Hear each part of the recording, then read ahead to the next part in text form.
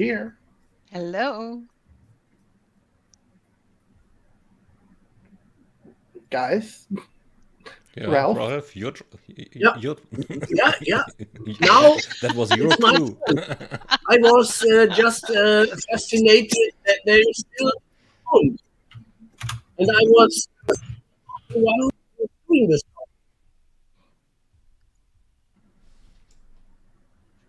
Okay. That now, And the comedy of errors begins.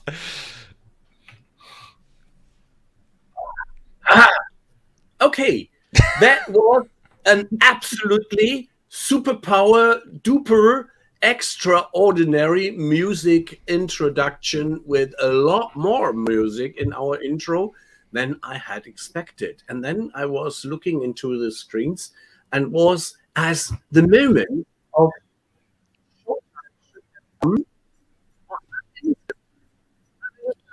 And now you are breaking. Yes. Oh, joy. There are some problems maybe with the The microphone. 30 seconds surprisingly lasted 30 seconds, and then the voice is gone. This is something that hasn't happened for us for a while. Ralph has that had reliable technology for most that is the first time that happens in that approach. I tried a lot of other silly stuff, which made me absolutely nervous when Thomas on several occasions was not. Yeah. You're here. Not, yeah. We So still just have we you. hear you. Just go on and. Yeah. It was simply that this was okay. Now we had more music, and we were in that track about that a lot in the world is happening on artificial intelligence, and we have had several occasions and opportunities to talk to some people from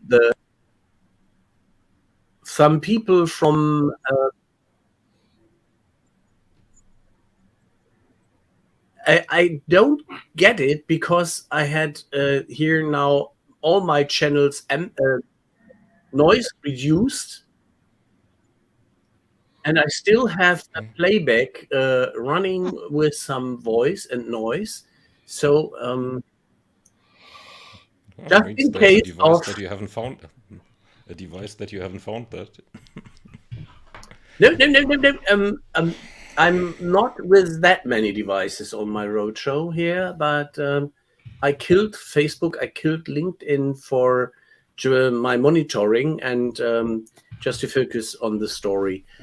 Artificial intelligence, and that is some part of these things. If you believe in technology and like technology and are a happy user of technology, that you should be aware not everything is running always in the way you expect it.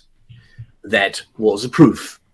And on the other side, talking to a lot of interesting colleagues, Dr. Michael Wu, Jan Schönemakers from Hase and Igel, and Dan Miller last week. We have now the opportunity to talk to Gabriele Horcher. And welcome, Gabriele. And please tell us a bit about yourself and how you came into the role that you are becoming or as acting as an ambassador for the future of communication and what role artificial intelligence is playing in that scene. Yes, I have had a communications agency for the last 22 years or more than 22 years. And Ralph, we just found out that we know each other from over 30 years ago. Can't So- be because Ralph is only 21, barely of legal drinking age. Yeah. And when I was 12 years old, I decided that I wanted to work in communication. And until then, I was looking out for the changes in communication. And yes, and I brought up my own agency, and we did an MBO at the end of last year. And now I can completely focus myself on AI in communication. I do lectures until 2018 on this topic, and now I can focus on it, and I'm really happy about it. Excellent. Yeah, so thank you very What's much your course? for having me. It And was- I'm really is your looking call? forward to the conversation. As are we. What's So your let call? me, yeah, so let me maybe first explain why I believe, because my topic today is sustainable communication. Let me explain it. And let me explain why I think that this is a topic for the CRM cosmos. Because a CRM manager is the interface between sales, product management, marketing, and customer service departments. For him or for her, it is important to have an overview of their colleagues' challenges too. And today, I would like to specifically address the challenges of communicators. I am talking about sustainability, but don't worry, I'm not here to talk about how to communicate the mega trend of sustainability. So please don't switch off. It is about how communication with leads, customers, employees, partners, and investors itself becomes more sustainable. Sustainable communication means achieving more communication with the same, more in communication with the same or even fewer resources. And it means crafting messages that are relevant for our target audience. And sustainable communication means delivering the message to our target audience in an individualized form and preferred format, frequently enough to be noticed. It never means to forgo necessary communication or campaigns. Sustainability in communication has a lot to do with the consistent use of AI. And I will do a quick overview.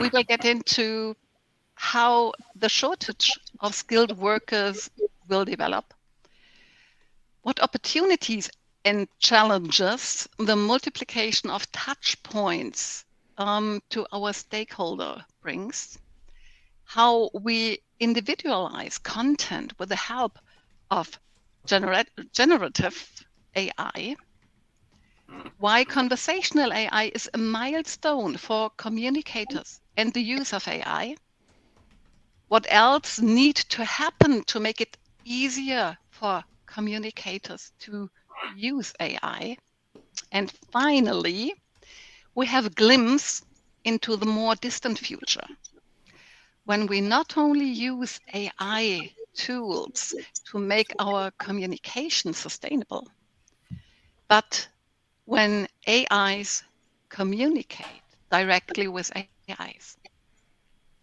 This is the overview. Let's start. Yes. I like that.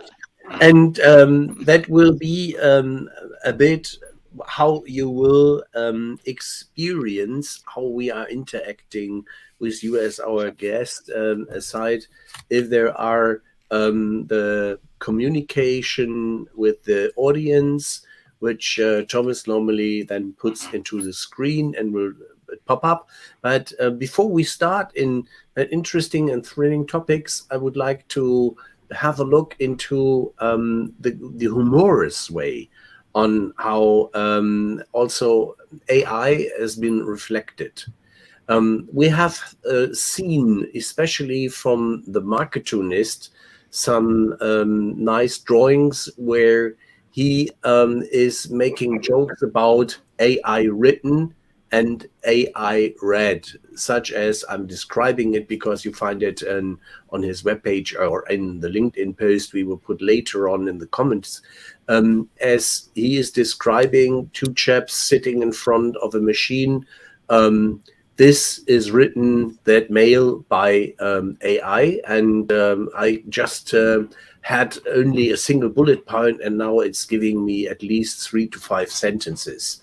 Now, on the other end, you see the next picture where somebody is reading some stuff, or let the machine read, in fact, the stuff, and is explaining that he now can show, or she, that he has pretend, or is able to pretend that you had read the mail, the message.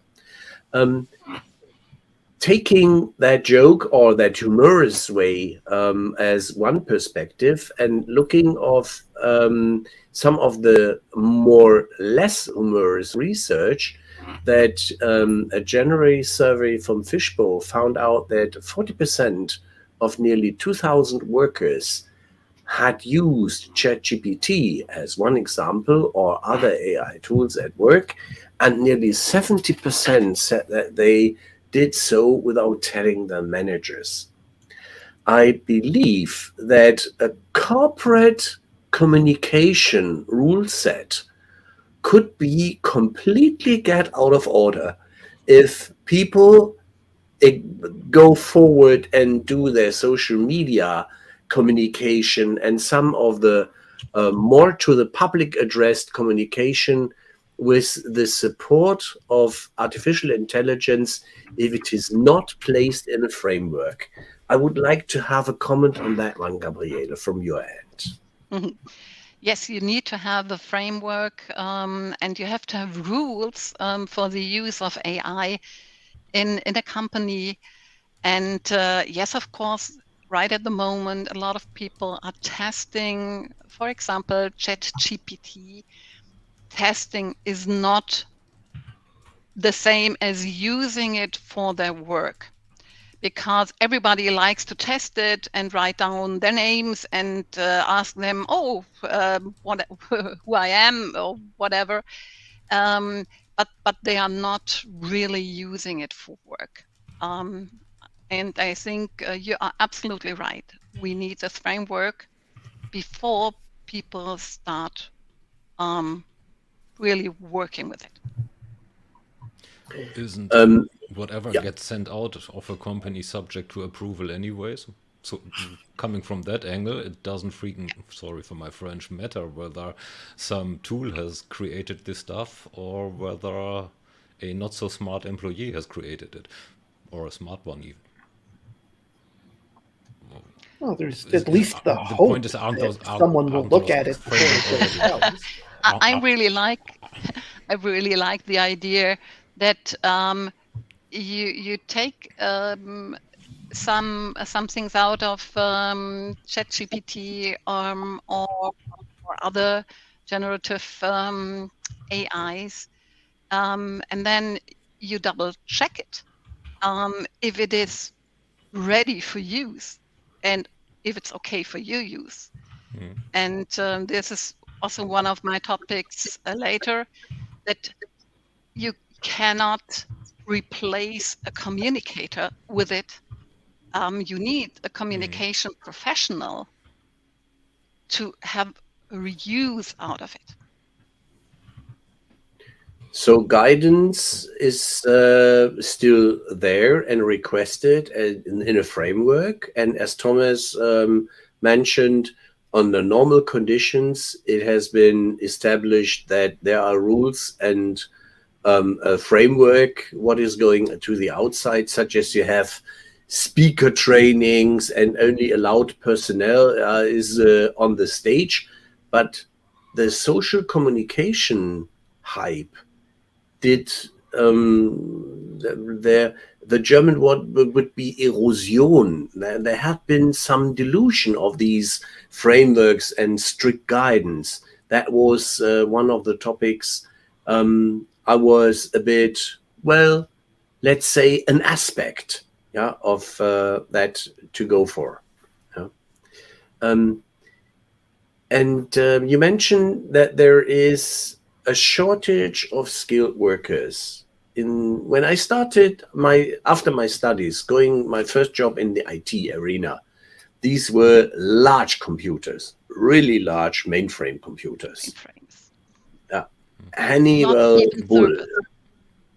Yeah, well, and then programming was, if it was highly sophisticated, in COBOL, yeah, or in assembler as machine languages. I'm a bit in the dinosaur approach now. From there, people were afraid that they might lose their jobs through these large, big computers. 20 years later, the computers became the size of a Commodore, or then came Apple, and then the IBM PC. And that were really some game changers at that time. And again, people were worried about, what will that do to my job? Where do you see the perspective in the positive arena on what we can do better, smarter, easier with the support of smart technology? People are always worried in our age about their work.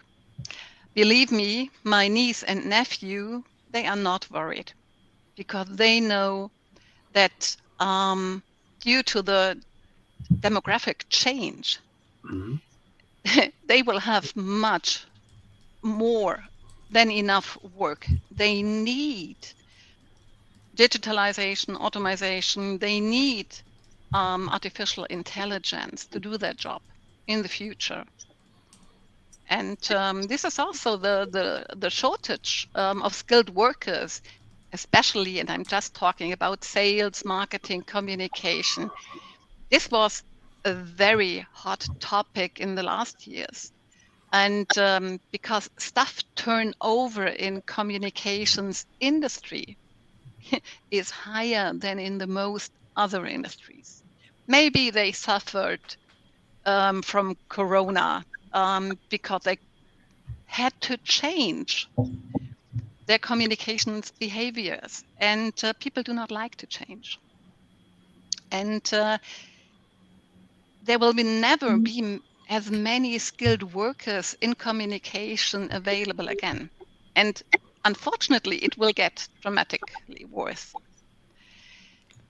The situation for May I just interfere communicators. there for a second? Yeah, sure. Yeah. AI or not? Yeah. Let me put a theory into this world that a shortage of skilled workers is mainly made by the companies themselves by not investing into their people. So it's non-existent. It's a fad. This, like the current layoffs, that sort of thing created by bad management.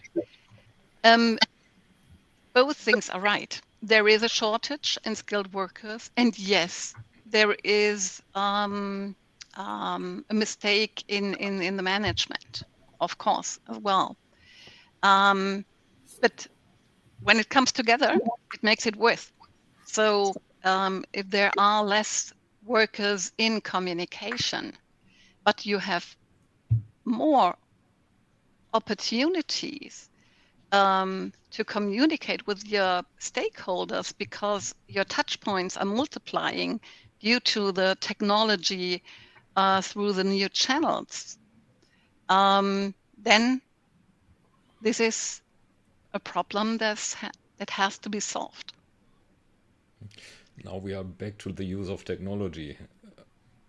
Absolutely. Isn't it that the proliferation of additional channels, not challenges, channels, leads to a situation where businesses just blast out more unwanted stuff, so that actually they fill their perceived gap with technology, making it worse? No, that's not the way I see it. To have why more we are discussing here. That's why it's yanking the chain. From my perspective as a communicator, when I have more channels to have a dialogue with my lead, with my customer, with my personnel, for example, then you have to differentiate. You cannot use every channel for every person. You need to know which person likes what channel most, and then to communicate over this channel. So you have a fair chance to reach this person because you have more possible channels. You should not address every person over every channel with every message. This would make things worse. It is more to make it more individual and to use the channels more individual. While I agree, why doesn't it happen? But well, everybody of us sees it every day that we are targeted, subjected to at least consistent messaging, which is good, on all available channels at all times, whether we want it or not. Yeah. Normally, I would say in a good CRM system, you have the challenge to know much more about a person and which message should be addressed over which channel. This is what I would expect from a good CRM system. So this is something that needs to get in the heads of the CRM managers and also together with the marketing campaign communicators. But also in if you are a CRM provider, for example, you have to make communication more individual. So there must be much more information in it, much more useful information in it. And how, in your opinion, do we do that? How do you use generative AI to individualize content? Yeah, in different ways. So when we talk about generative AI, but let me please, just before I answer this, I would like to get to the point, touch points, because this is also a very important topic and also related to the CRM system. In principle, more communication channels, such as those created by new technologies, are actually an advantage. After all, what happens to a message that is only heard once by our target person? In today's flood of information, probably nothing. And studies assume that 6 touch points, 6 points of contact are required before we even take a topic seriously. And this is also true for internal communication as well. Believe it or not, if your boss tells you something, that's only 1 touch point. So this is a recipe for propaganda now, yeah? Send it over 6 channels. Yeah, no, it's not. You cannot, please, you cannot simply repeat the message 6 times over the same channel in the same format over and over again. By doing this, all we achieve is that the person stops paying attention to our message via that channel, or they send us an opt-out, and then there is no dialogue again. So the response will be much better when individualized messages reaches them multiple times, but through different touch points in different formats. This makes our communication much better, but also more costly and, of course, more complex, because you first have to find out what channel the person like, what format they like, and you need to know how he's ticking, how his psychological profile is. Yes. And this is and this is where we come to the solution approach with the Gen AI, because the Gen AI includes all systems and tools that uses artificial intelligence to create content automatically. And this content can be, for example, text, yes, images, audio, video, but also code, 3D models, avatars, simulations. And what we want to achieve with this Gen AI is more, better, and quicker individualized content.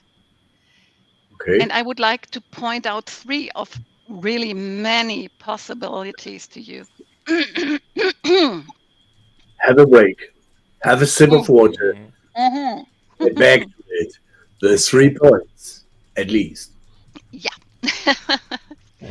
So Recount it. first, the psychological AI. Psychological AI providers, they can create personalized messages 5 times faster than trained experts. To do so, the psychological AI tool analyzes the personality of the recipient. And this is mostly used for targeting leads. You can also use this tool to analyze the personality of a sender. Maybe you can use this for the HR field, for example.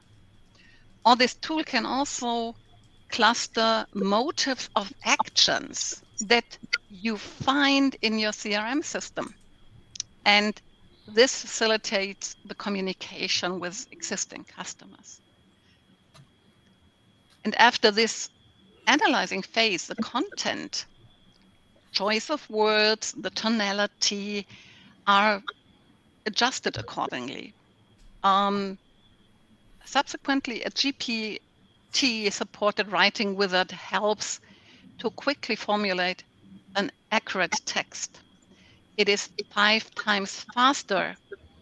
It is not with ChatGPT that you can click on it and then you can use it.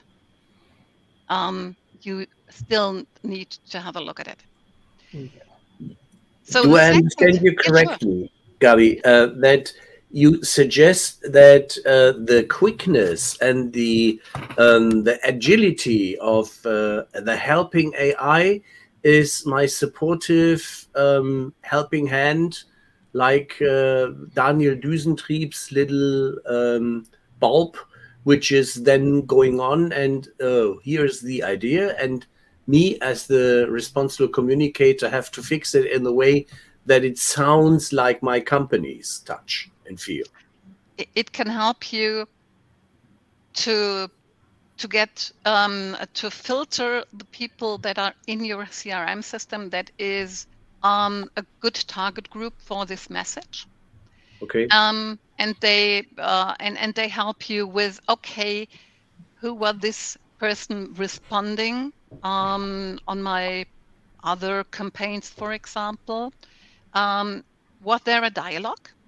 If they were sending back, then you know much more about a person when there is a dialogue, and then you can use it to write it in the tonality that you need to address this person right. Yes. Yeah. It sounds a bit like we just take the customer journey orchestration into a communication journey orchestration to meet the needs of our individual potential target groups or our existing communication target groups? Yes, I like this idea. Little It's a good question one. for We should try clarification that. in between. How do you define individualization here? I have two more examples, because for sure we can analyze our recipients, and then we have to individualize not only the tone of the text. We need to decide if we want to use text or if we want to use audio or video, or in which language. So this is second example.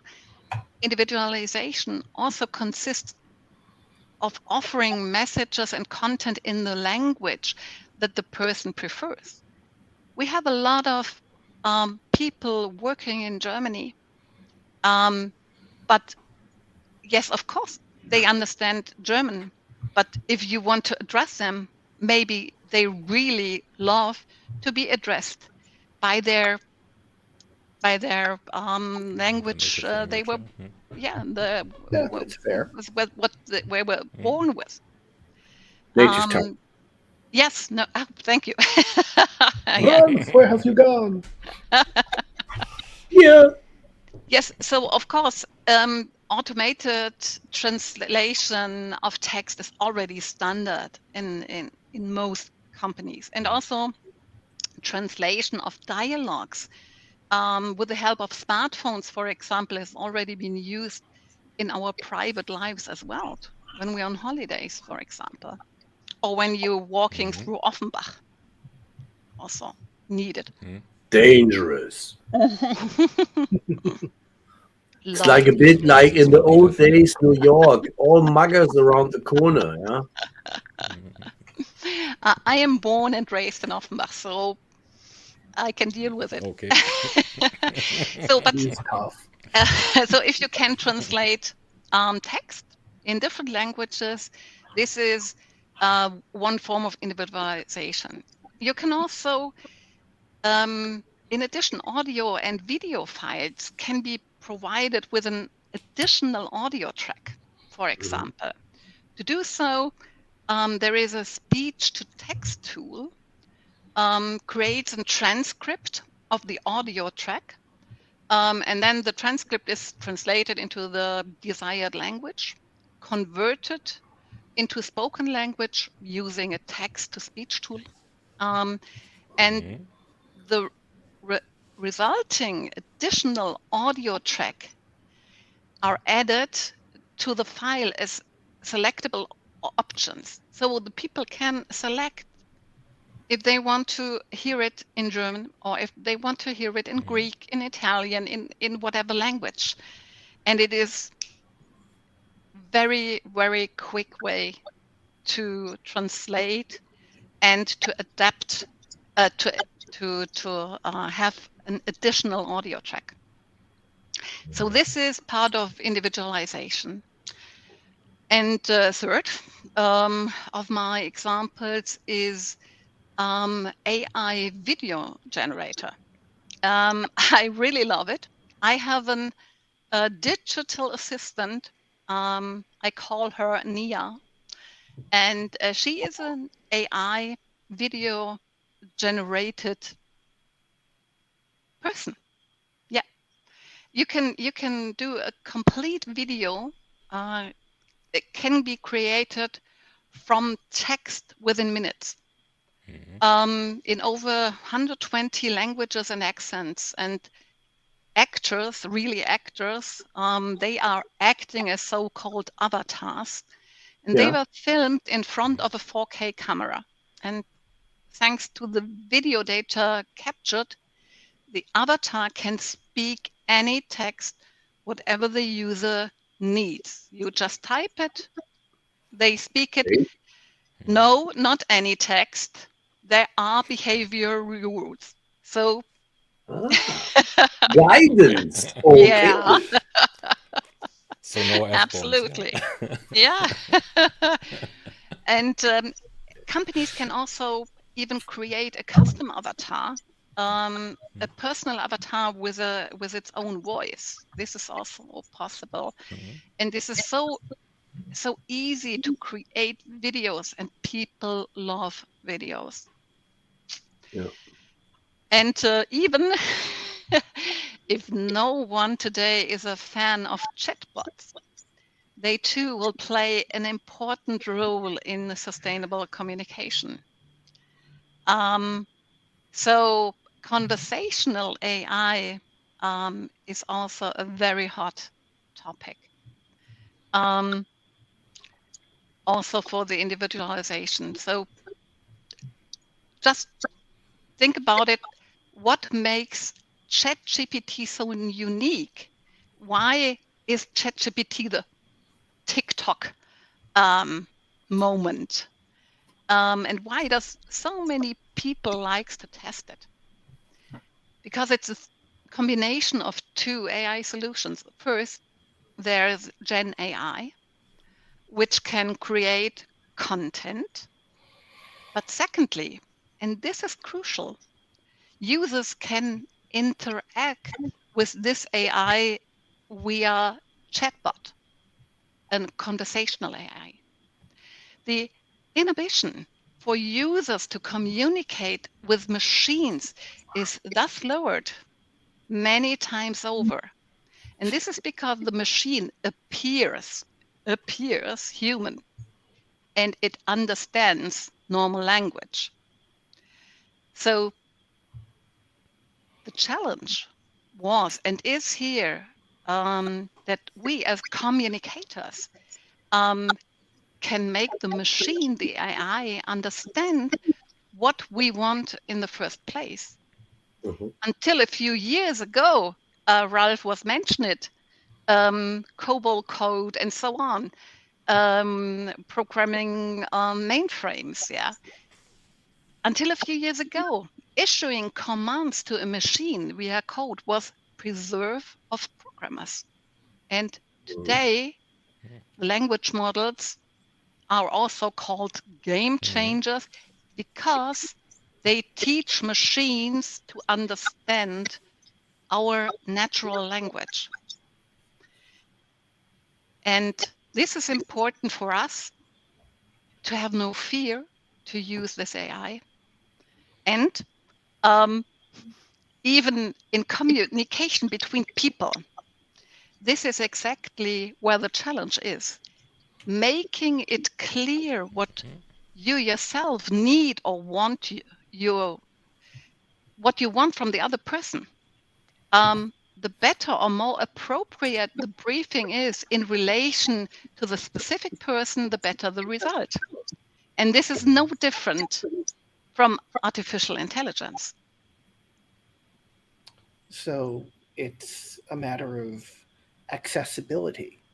We've gotten the ability for more people to work with AI tools. Absolutely. Yes. Yes, of course. Because for the last year, for the last years, everyone was able to use GPT, not ChatGPT. Or you can use Jasper, for example, to generate text. But the people were not so eager to do so because they were a little afraid. And it was a little bit too technical. The interface was not user-friendly.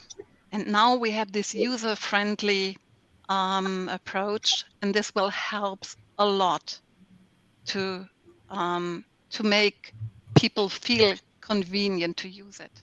Yeah. But your question first. I was wondering, in your opinion, do you think this will lead to a change in how we work with computers in general? A switch to, dare I, if I can say it, a more Star Trek method of talking to a computer, as Absolutely. opposed to you know, at the moment we have the keyboard and the mouse are the standard for putting data in and for communicating. Do you think that we're getting close to the point where we can just talk to our computers and get what we want out of them? I think it's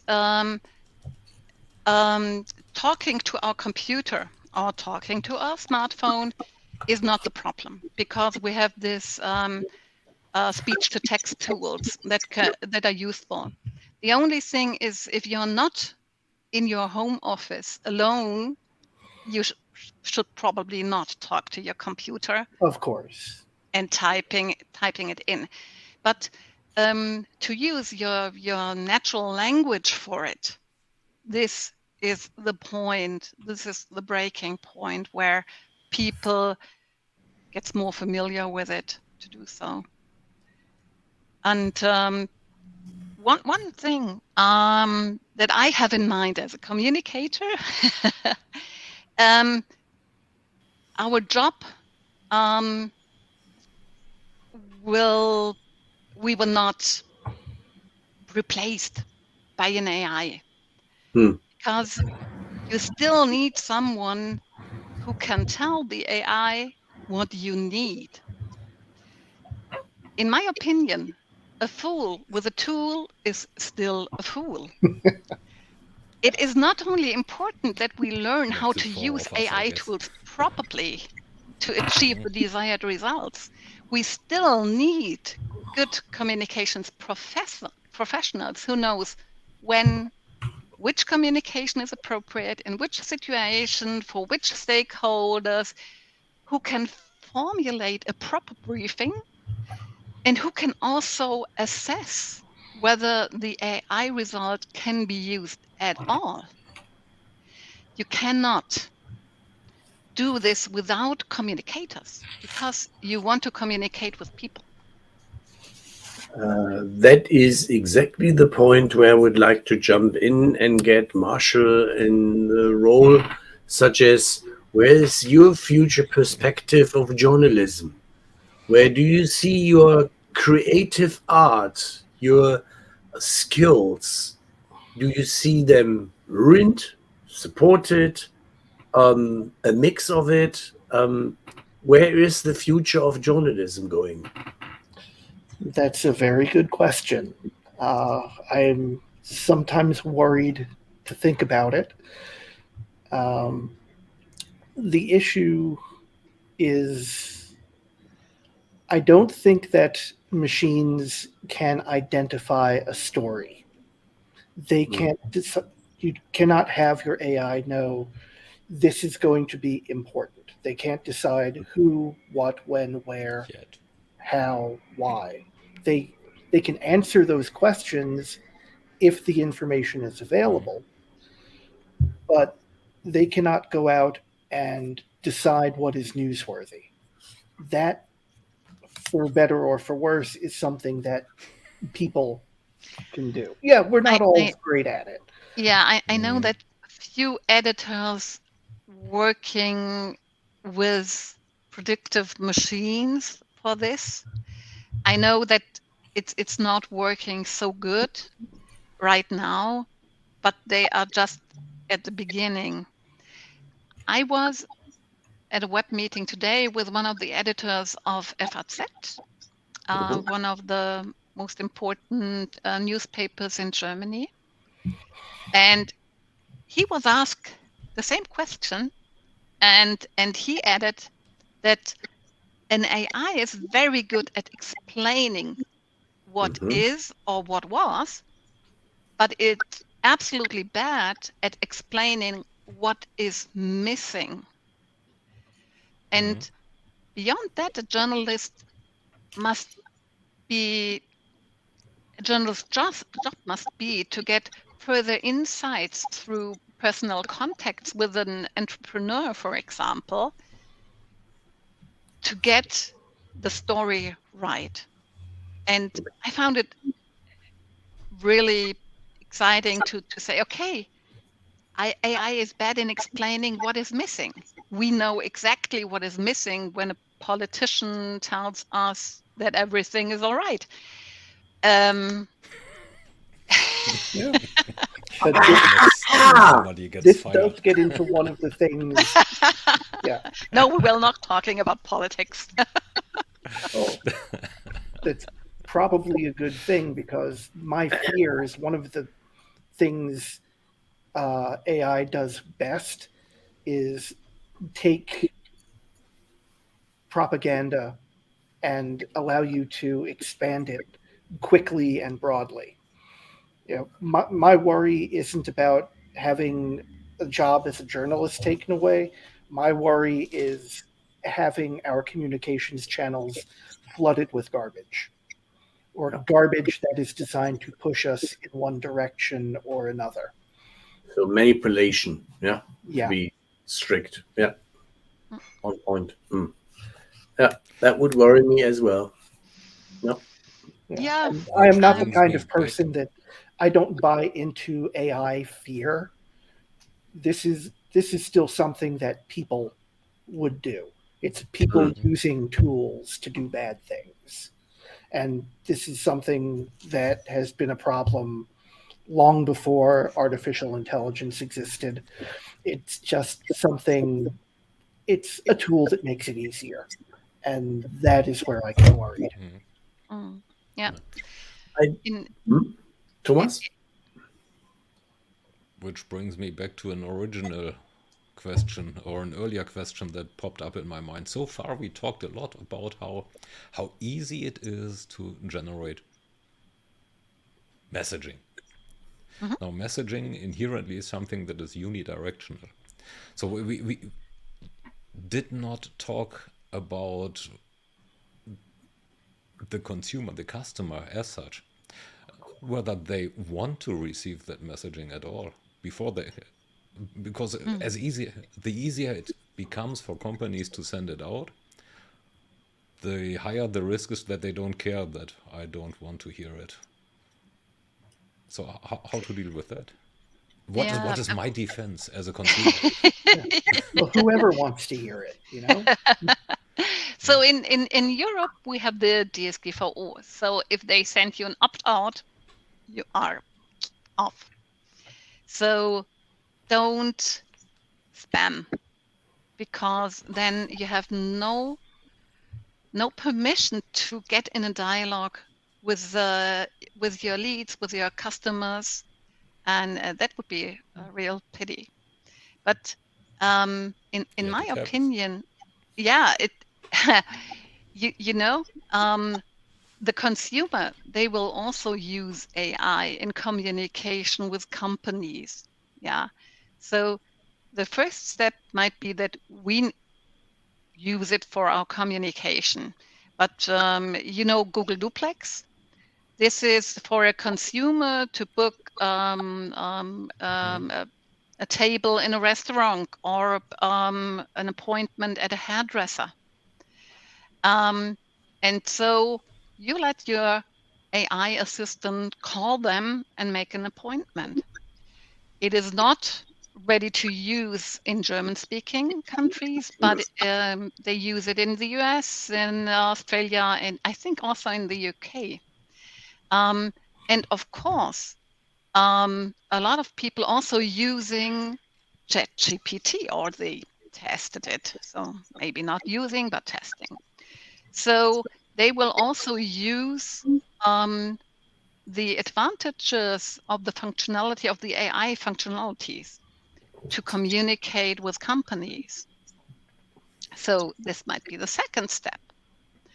And the third step, and this is this glimpse into the more distant future, is also that AIs communicate with AIs. And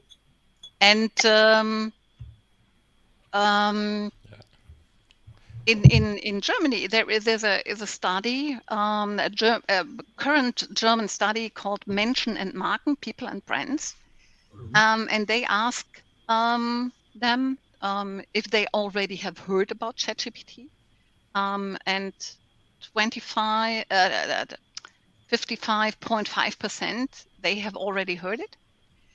40.8%, 43.2% have already used it. And these are not school children or students. The average age of the respondents of this study is 40.8 years. So, and if they use it, the company use it, if we think this a little bit further, we will get to the point where in the future an AI assistant of a person will communicate with an AI agent of a company. To make a purchasing decision, it would no longer make sense to offer AI assistants or agents information in the same form as we humans would need it. Because AIs among themselves, they do not need words. No embellishment, no nice websites, no psychological effects, but only data, numbers, and facts. And that in a depth, in a vastness, in a speed that we cannot process at all in a human-to-human communication. And at this point, it becomes much less complicated when AI communicates directly with AI. In a So the consumer Internet of scenario, Things becomes a real presence in our lives. yeah. It's the epitome of Internet of Things, yeah. Yeah, and my recall with Colossus, just want to mention is, if AI is talking with AI and is outsmarting the humans, then I would get concerned. Yeah? I have honestly nothing against Siri, Google Assist, and Alexa talking to each other, what a journalist from Heise did just for a fun show, and let the three machines talk, or toys talk to each other a bit on dedicated questions. But there is more behind it. Yeah, the machine learning, the machine-to-machine communication, and in process design, or in process, let's say, fulfillment, could be an interesting part. Yeah. Just to you do not have to be afraid, because no one of this development stage will completely replace the previous one. All communication channels and passes, they will continue to exist in parallel. You will continue to write letters, but you also have to have AIs talking to AIs. And this is what individualization means. You have to know which communication is best by mailings or by calling, and which communication can be outsourced by talking AI with AI. So it will be much more complex, and without AI, we would not be able to do so. Is it I mean, somebody will need to pay for this consumer AI. The consumers will pay with their data? No. No? I'm Why? afraid so. No, so No. can't we even supply enough data to warrant the availability of my personal Thomas to interact with somebody, with anybody basically? Is looking at the amount of compute that is necessary for this thing to stay alive, in quotes, yeah, isn't that far outweighing even the humongous amount of data they scrap off me without me wanting to, in spite of the GDPR and CCPA and whatever regulations we have? I mean, who will want to pay for it? Simple as. And who will want to offer it for paying? Training this bloody GPT costs tens of millions of dollars per run. Yeah, but we by testing ChatGPT, we are also training it. Yeah, but And that doesn't make it micro, my proxy. yeah, That doesn't make it my proxy. So who will want to pay for it? hmm, And how much? How much would you Microsoft. want to pay for it? No, not Microsoft. How much you are using it? How much would you want to pay for it That's to have exactly it at what your I wanted to disposal? point out, because Microsoft has just announced that they want to integrate the functionality of ChatGPT into Word, PowerPoint, Excel. They call it Microsoft I Copilot, know it. Mm. and but I don't know. And when it is broadly available, they did not End of tell, this year. and also how much they want for it. So there must be a price tag on it. And also, if you are using things like DALL-E, for example, to generate pictures, or Midjourney, for example, you can test it. But when they think, okay, you have tested enough, then you have to purchase. Um, you have to purchase the use of the software. And also DeepL. I used it today, but I think more than in other days. And then they came up, okay, what do you think about paying us? For sure. If you need it, you will pay for it. And so, That's not the point. So if you want it, you pay for it. You don't really need it. It's part one. Part two is this is a totally different scenario. So far, we are talking about point solutions that help me generate something. Yeah?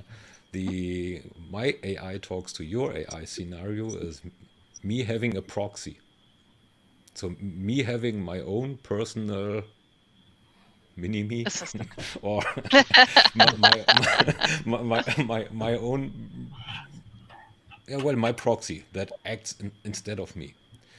So this is a vastly different scenario than asking Word to generate a sentence or even a blog. So running this type of scenario is big, just big, in terms It is.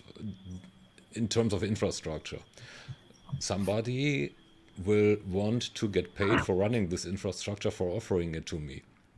So what would you be willing to pay for it on top of data that they get anyways? Yeah. Can we even afford it? Me as a consumer, if I have Yeah. the chance that I can erase all the communication that I don't want to do personally,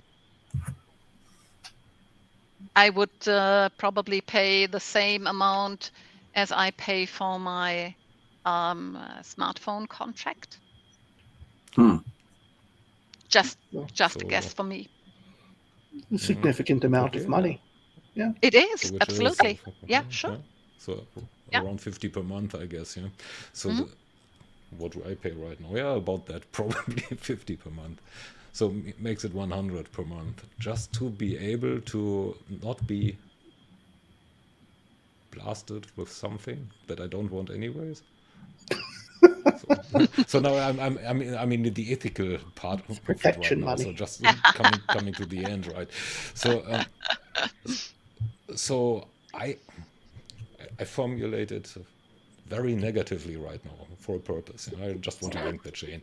So I'm getting punished for the audacity of somebody else. You still can use all other channels. No, I don't But want to. I don't want to get blasted in the first instance. So I so need to pay for not getting blasted. Yanking the chain, yanking hard, admittedly. no, think of it as you want to have a doctor's appointment, and during the Corona time, it was really heavy, like half hour on the phone, nobody answers, Mm. and that you can leave with your AI assistant. Yeah. Hmm? It can Okay. fill time slots by itself. Absolutely. So, Yeah. so the doctor outsources their cost, the service provider outsources their cost to me. Why shouldn't they have that system in place? Which would make both their need to service have a cheaper, system. maybe because they don't need so many people getting calls, so the call center gets smaller. Yeah, maybe the costing, because I haven't thought it through, because Google, Same here. Meta, Microsoft, Amazon, Apple, they provide us with all the things, and they will not stop. They will not stop. Of course not. But Yeah. they were looking for opportunities, like if you use DALL-E 8 times a month, then you have to pay for it. And that's where the money is. And there are also much more opportunities to come up with more business models. The editors, they can open their archives, for example, and make people paying for it. Well, they can try, but nobody ever wants to pay for artwork. I know too many artists. Yeah. Yeah. And they are not getting a better life because of tools like DALL-E. Yeah. And I think one thing is for certain. AI plays an essential role in a communication today and even more in the future. And this is famous last words for me. Yeah. Just you watched the show before. you are an avid studier, as it seems. Yeah. Yeah. So actually, this was better than being asked for famous last words. Great stuff. Great stuff. Thanks a lot from my side. Also conscious of your and your audience's time. So it was great. And sorry if I yanked too hard. No, absolutely. The only thing is 1 hour is a little bit less time to cover it all. No, it's a big topic. Thanks for offering to No come back. reason you have to do it all in one shot. If you felt like home, Gabriele, then it is more than a pleasure to go for a second opportunity to discuss further on and go into other details we have not yet covered. Yeah, it's a Okay. rich topic. Thank you very much for having me. A pleasure. And thanks a lot to you, to the audience. Let's go backstage